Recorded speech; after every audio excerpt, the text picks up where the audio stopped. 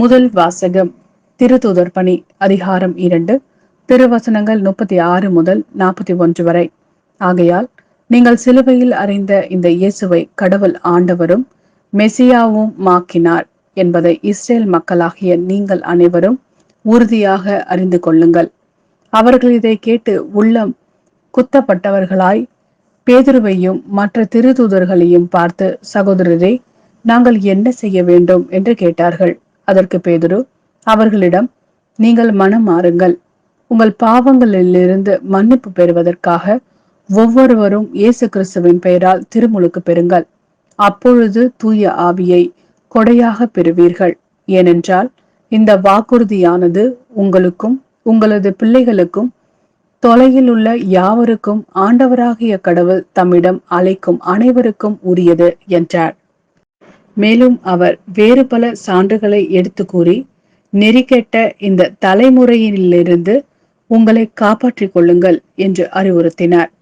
அவருடைய வார்த்தைகளை ஏற்றுக்கொண்டவர்கள் திருமுழுக்கு பெற்றார்கள். அன்று ஏறக்குறைய 3000 பேர் அவர்களோடு சேர்க்கப்பட்டனர். இது ஆண்டவரின் அருள்வாக்கு. இறைவா, உமக்கு நன்றி.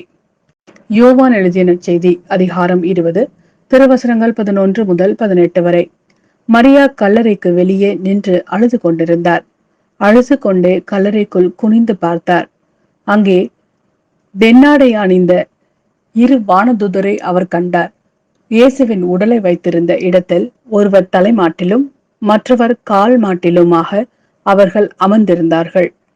அவர்கள் மரியாவிடம், அம்மா, ஏன் அழுகிறீர் என்று கேட்டார்கள். அவர் அவர்களிடம், என் ஆண்டவரை எடுத்துக்கொண்டு போய்விட்டனர். அவரை எங்கே வைத்தனரோ எனக்கு தெரியவில்லை என்றார். இப்படி சொல்லிவிட்டு அவர் திரும்பி பார்த்தபோது இயேசு நிற்பதை கண்டார். ஆனால் அங்கு நிற்பவர் இயேசு என்று அவர் அறிந்து கொள்ளவில்லை.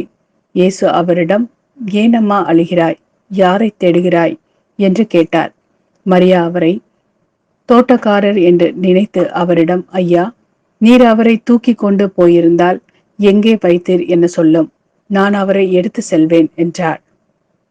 இயேசு அவரிடம், மரியா என்றார். மரியா திரும்பி பார்த்து ரபூனி என்றார். இந்த எபிரேய சொல்லுக்கு போதகரே என்பது பொருள். இயேசு அவரிடம், என்னை இப்படி பற்றி கொள்ளாதே, நான் என் தந்தையிடம் இன்னும் செல்லவில்லை. நீ என் சகோதரர்களிடம் சென்று அவர்களிடம், என் தந்தையும் உங்கள் தந்தையும் என் கடவுளும் உங்கள் கடவுளுமானவரிடம் செல்லவிருக்கிறேன் என சொல் என்றார். மகதலா மரியா சீடரிடம் சென்று, நான் ஆண்டவரை கண்டேன் என்றார். தம்மிடம் இயேசு கூறியவற்றையும் அவர்களிடம் சொன்னார்.